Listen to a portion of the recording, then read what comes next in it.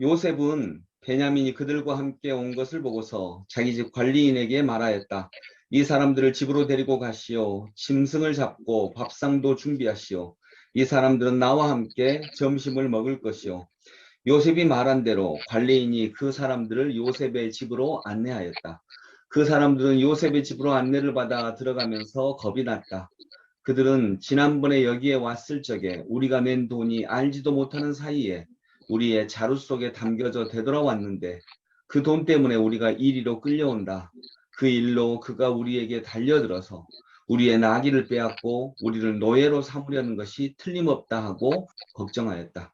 그래서 그들은 요셉의 집 문 앞에 이르렀을 때에 요셉의 집 관리인에게 가서 물었다. 우리는 지난번에 여기에서 곡식을 사간 일이 있습니다. 하룻밤 묵어갈 때에 이르러서 자루를 풀다가 우리가 치른 돈이 액수 그대로 우리 각자의 자리 아기 속에 고스란히 들어있는 것을 보았습니다.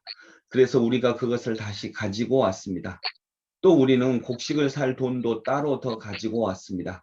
우리는 누가 그 돈을 우리의 자루 속에 넣었는지 모릅니다. 그 관리인이 말하였다. 그동안 별거 없으셨습니까?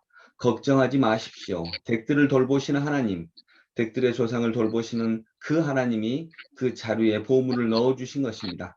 나는 댁들이 낸 돈을 받았습니다. 이렇게 말하면서 관리인은 시므온을 그들에게로 데리고 왔다.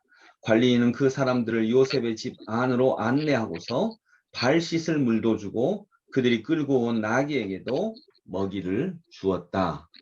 아멘. 네, 오늘 본문은 이제 두 번째로 이집트를 찾았을 때 형제들을 요셉이 자기 집으로 안내를 합니다. 그러자 형들이 겁을 먹습니다. 이 사람들이 이전에 우리가 우리 자루 속에 돈이 있었는데 이런 것 때문에 그 요셉이 일부러 넣어준 거거든요. 이런 것 때문에 우리를 노예로 삼으려고 하는 것 아닌가 하는 걱정을 했던 것입니다. 그런 걱정들 때문에 걱정하고 있을 때 그것이 아니다라고 하는 것을 요셉의 관리인을 통해서 듣게 하고 조금은 안심하게 하는 그런 장면입니다. 여러분, 은혜라고 하는 것은 내가 지금 누리고 있는 선물이 나에게서 나온 것이 아니라는 것입니다. 내가 지금 어떤 선물을 받았는데 이 선물을 받을 자격이 나에게 없다. 이것이 원래 은혜라고 하는 것의 뜻입니다. 즉 내가 받을 자격이 없는 선물을 내가 받았다는 것, 이것이 은혜입니다. 창세기는 하나님 나라를 위해 일할 하나님 나라 백성이 세워지는 과정을 말하고 있습니다. 그리고 세워지는 과정에서 그들이 만난 하나님을 고백하는 기록입니다. 이렇게 하나님의 백성이 세워지는 과정에서 수없이 많은 은혜가 등장합니다. 그것도 값없는 은혜가 등장하고 있습니다. 요셉과 형제들의 이야기만 보아도 여러분 그 과정에서 수없이 많은 은혜가 등장합니다. 하나님의 백성이 세워져 갑니다. 그 과정을 통해서. 먼저 종과 죄수인 요셉을 총리로 만들어 가십니다.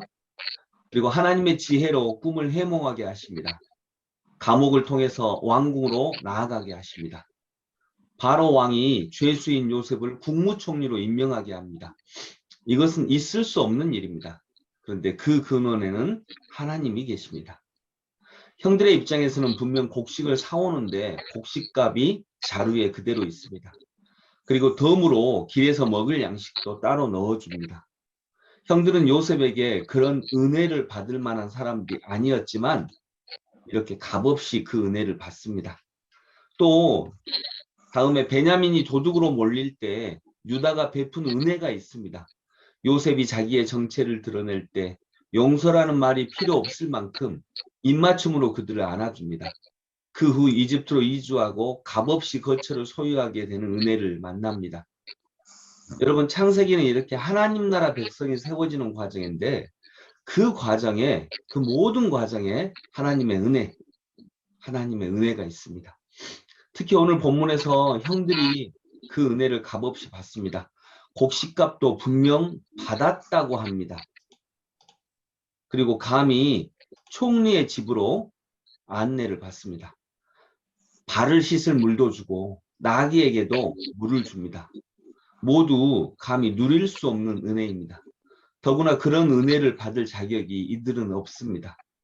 받을 자격이 있어서 받는 당연한 은혜는 근데 우리를 변화시키는 힘이 없습니다. 이유 없이 받는 사랑과 은혜는 오로지 하나님 아버지에게만 나옵니다. 그리고 그런 사랑을 받을 때만 우리는 죄인에서 하나님 백성으로 새로워져 갈 수 있습니다. 사람을 변화시키는 것은 오로지 이유 없이 받는 은혜입니다. 그런 은혜는 죄인을 놀라게 합니다. 감격하게 합니다. 새롭게 합니다. 우리가 이런 이유 없는 은혜를 받은 사람들이 바로 우리들이고 우리 그리스도인들입니다. 십자가의 은혜가 그렇고요.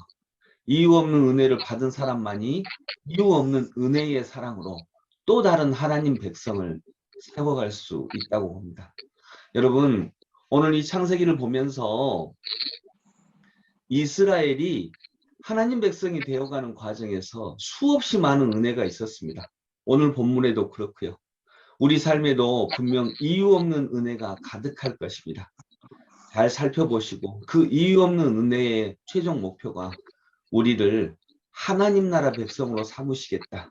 그리고 하나님 나라 백성으로 삼으셔서 죄악이 가득한 이 땅에 하나님의 나라를 세워가시겠다라고 하는 하나님의 놀랍고 크신 사랑의 계획임을 알아가는 하나님의 사람들이 되기를 원합니다. 오늘도 이유 없이 우리에게 쏟아 부어주시는 하나님의 놀라운 은혜, 값없는 은혜, 이유 없는 은혜를 만나고 감사하고 감격하고 찬양하는 저희 모두가 되기를 소망합니다. 기도하겠습니다. 아버지 하나님, 오늘 본문에서 이스라엘의 형제들이 이집트에 곡식을 구하러 왔을 때 갑자기 총리의 집으로 안내를 받습니다. 그리고 발을 씻을 물도 주고 나귀에게 먹일 물도 줍니다. 당신들이 돈을 받지 않았습니다 라고 이렇게 말을 해도 아닙니다. 이미 다 받았습니다. 그 돈은 하나님이 당신들한테 주신 것입니다. 정말 이런 이유 없는 은혜를 하나님으로부터 명령받아 요셉이 베풉니다. 이러면서 하나님의 나라 백성이 세워져 갑니다. 하나님 나라 백성이 세워지는 과정에는 수없이 많은 값없는 은혜, 이유 없는 은혜가 있습니다. 오늘도 이 이유 없는 은혜를 우리가 만나면서 감사하고 감격하면서 이 보잘것없는 우리들이 하나님 나라 백성으로 세워져가는 놀라운 역사가 이루어지게 하여 주옵소서.